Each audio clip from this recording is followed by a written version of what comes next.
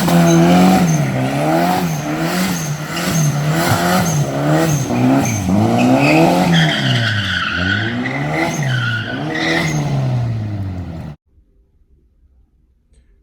welcome to another episode of Legion Elite Motorsports. I'm your host, Isaiah.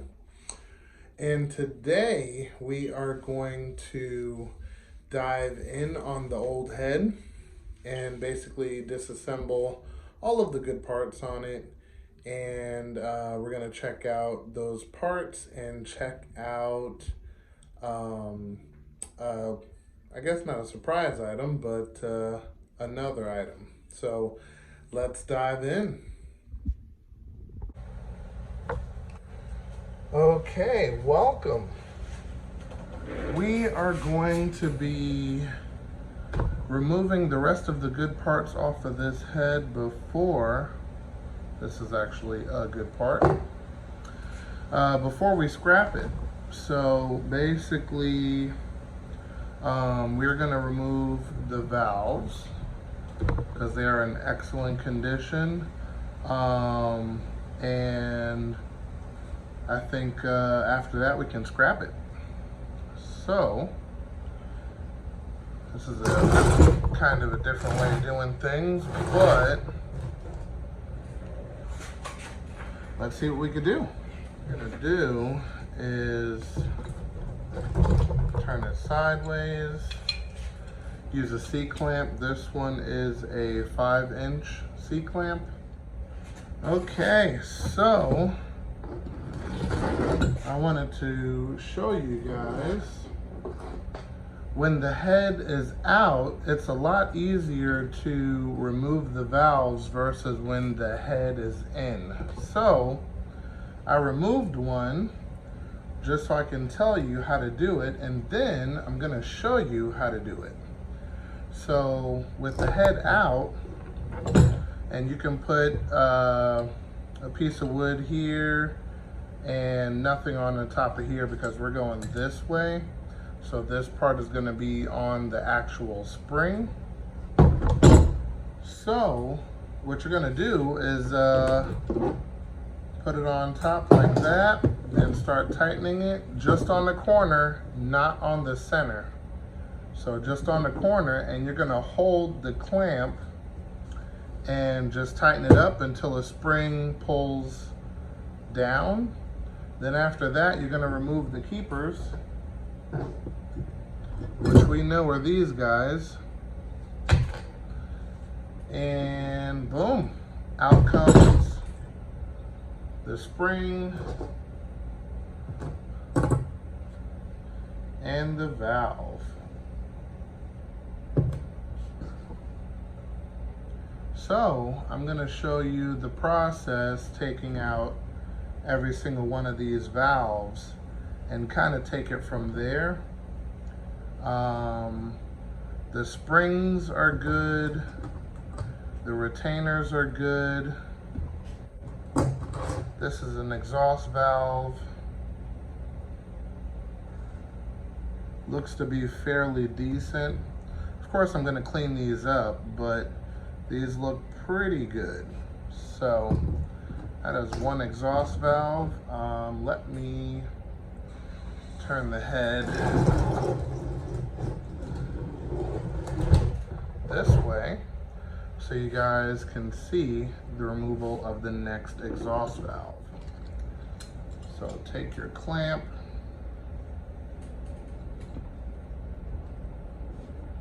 start tightening it up.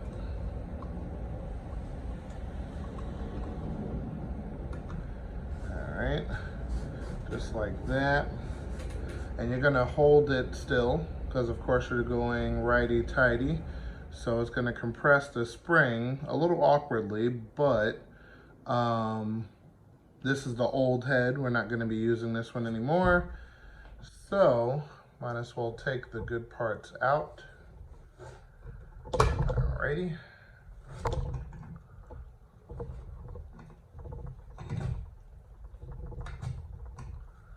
Just tighten it up.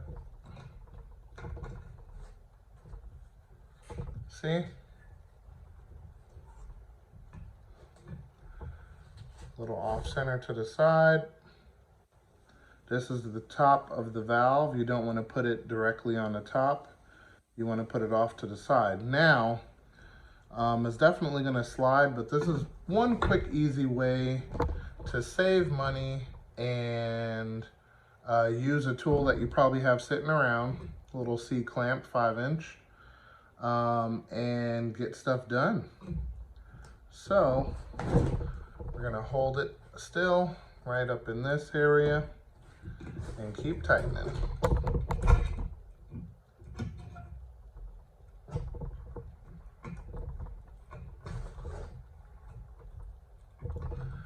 Once you get to a comfortable point, you can take a little flathead, which I do not have with me.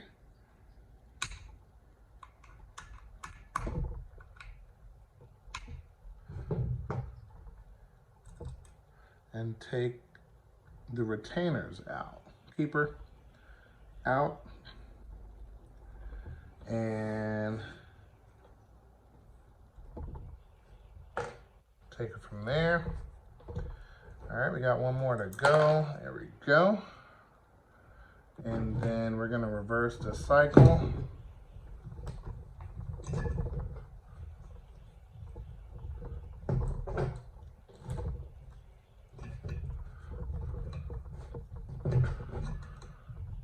And it's as fast as your hand will move, pretty much.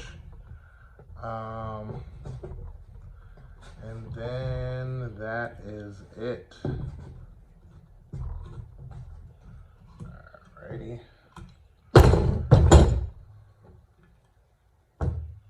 There we go.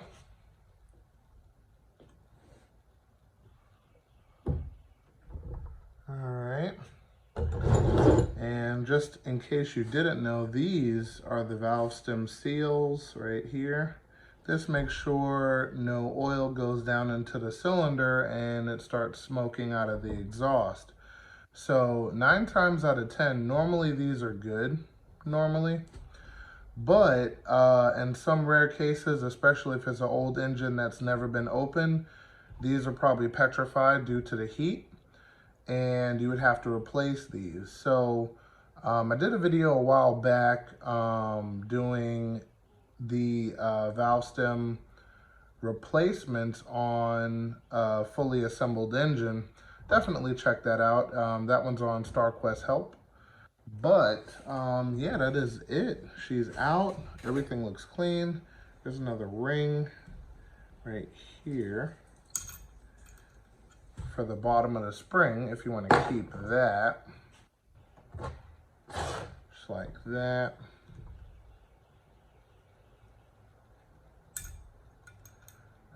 Alrighty. So, reason I'm pulling these out is if anyone, and this is if I'm repairing their car, if anyone needs a valve or if one's burnt or, you know, anything, got them in stock. They will be cleaned up and ready for use. Or if one of the keepers fell out, I'll have that too. So let's continue taking these out. All right. Nice and simple.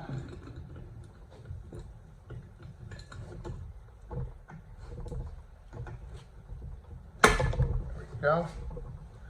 Now that pop noise is actually releasing the keepers because they've never been removed on this head, so they kind of get settled in their place.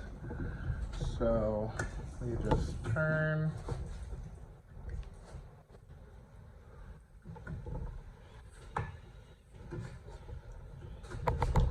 Just like that.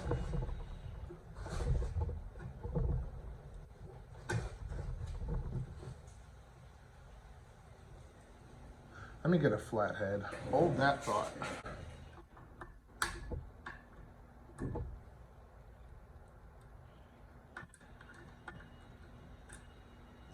There we go.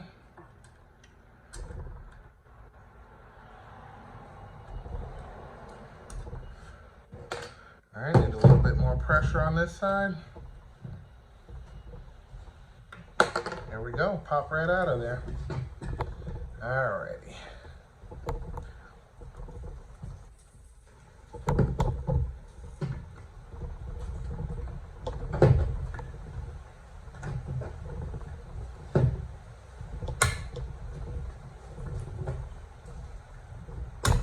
There we go. Another one out. Now, upon assembly, I wouldn't recommend using this method to reinstall. Granted, these stems are very thick, so they wouldn't bend, but you would want to get the proper tool. This is just an example of doing it on a budget. And come on. There we go. So, you guys kind of get the best of both worlds. Doing it this way.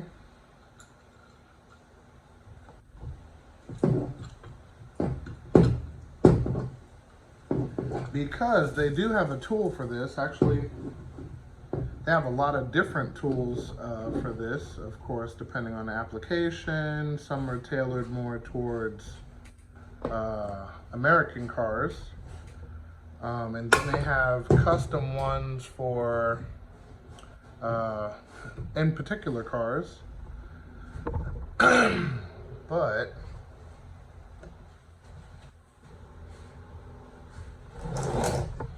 it's not too hard to do.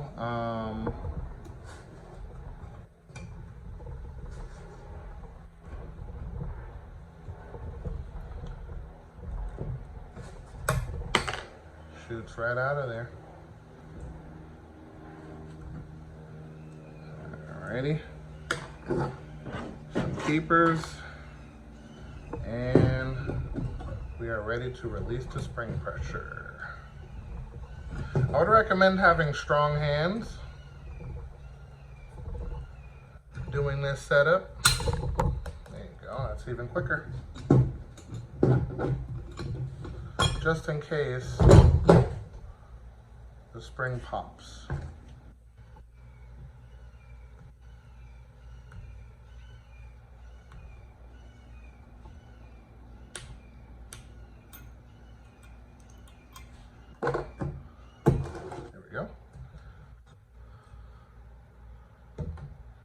Go. Alrighty, we are ready for the intake side. And we're doing the same thing. This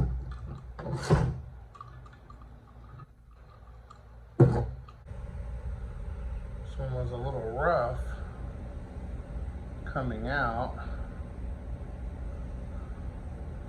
Have to check into that in a bit, but we have retainers, locks, and all the other goodies. We're looking good. So, just in case you do this wrong, you want to have this aimed away from you.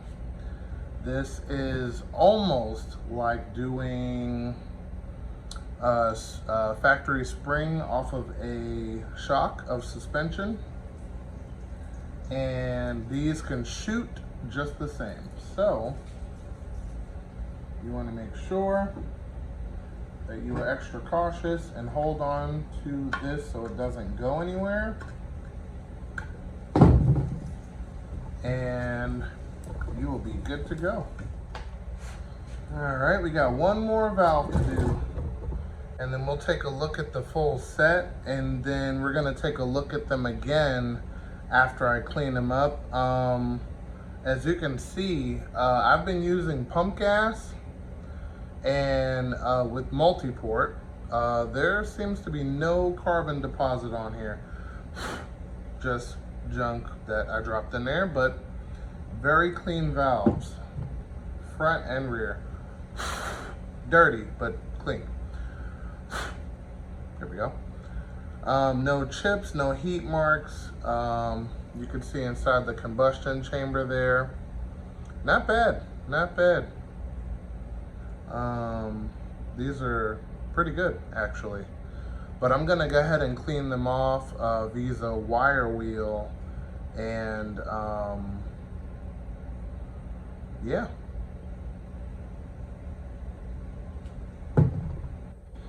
Alrighty, last one. Alrighty. See if you can see it from here.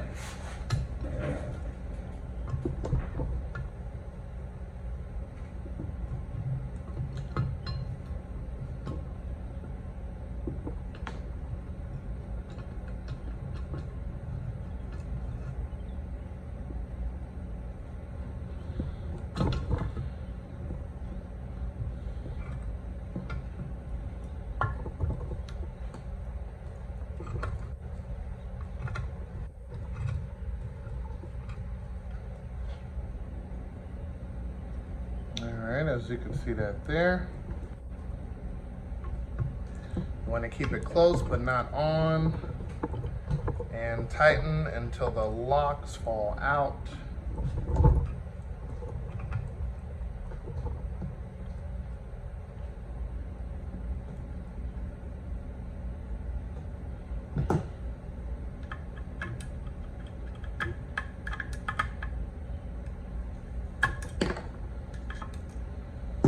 Go, got both.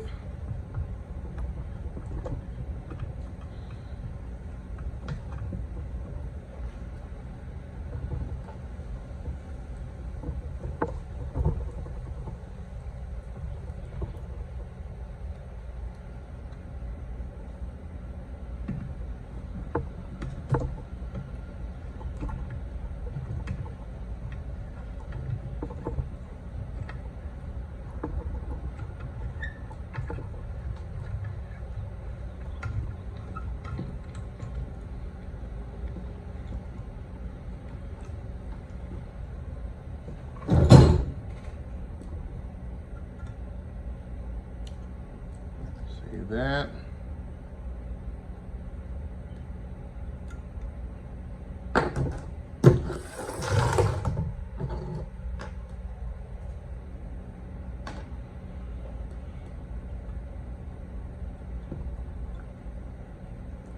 All done.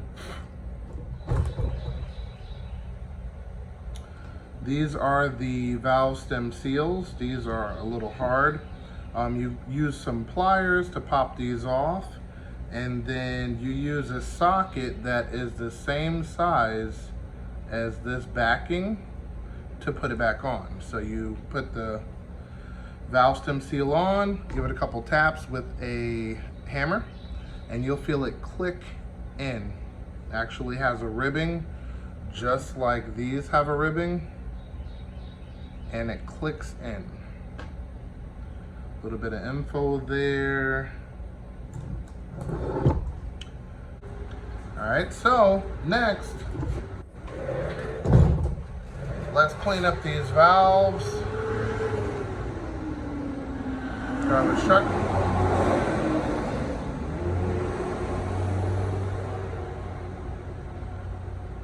So let's clean up these valves and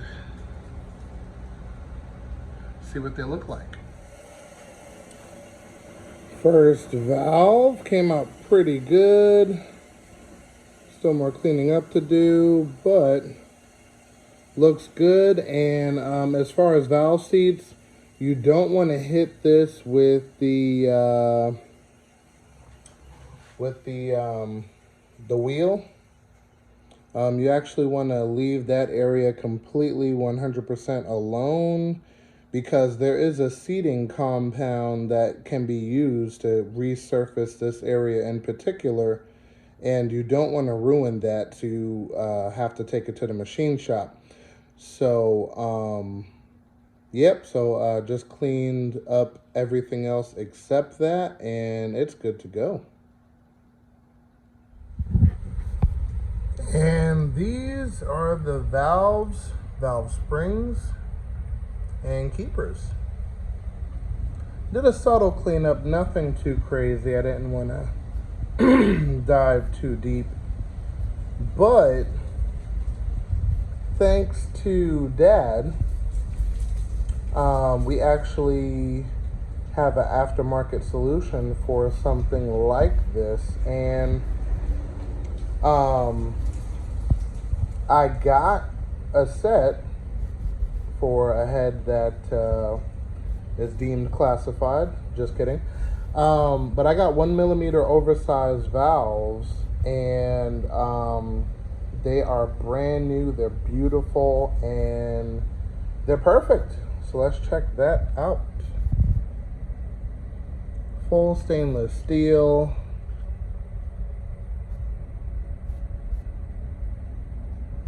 Nicely machined. Hopefully Dad will get his shot back or something close to it, which now makes parts very scarce without him. So that really worries me. And but let's check out these valves, original versus stainless. All right, there we go. So original, let's drop these down so we can compare. Our flat bottom with a slight dish, and this one is even deeper than that one. And all of these little items change your compression ratio ever so slightly. So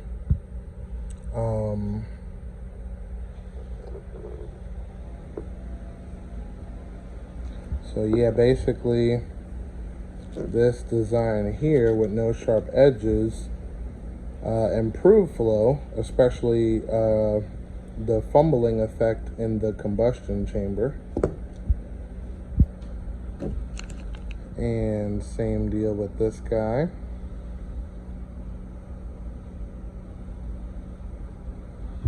So nice little touches on the back of the valve. It's fully machined. Has a low point for heat here. And the original valve actually goes the other way. It's actually thicker at the bottom, so you can guarantee that these are lighter. Even if it's by a couple of grams, all of that stuff matters. So same deal here. This one actually gets thicker. This one gets slimmer. So a lot of improvements, old versus new, which is great. And I'm definitely going to be using this guy in a future application. The 1mm oversize, you wouldn't even see it if you butt valve to valve. It's about a fingernail's difference, but because the valve is actually lighter, that's great for higher RPM type application, things of that nature, especially with the lighter valve. This one seems to be a lot heavier than the stainless, but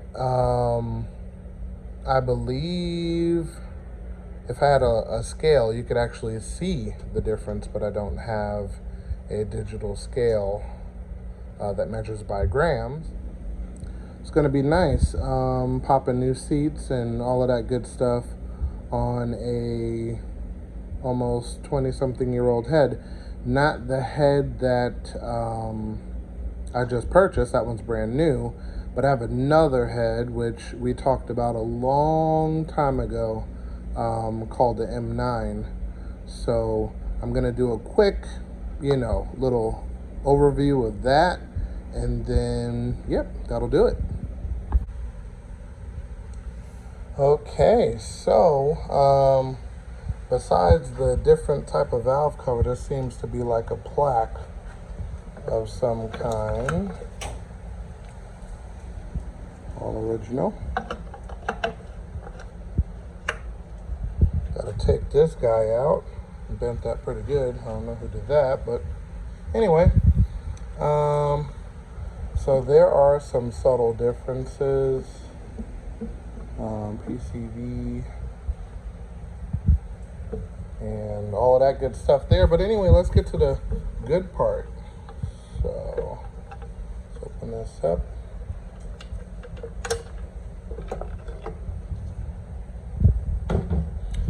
Okay, so tell me, what are the first things you notice?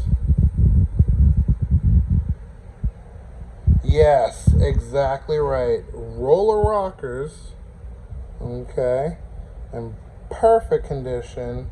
It still has the squishy valve setup, which is okay for now. All right, let's go a little deeper. Okay. And the roller cam, as you can see, the lobes are actually narrow. But I believe they have a higher lift. I could be wrong. But interesting enough, this is all original. And let's go bottom side.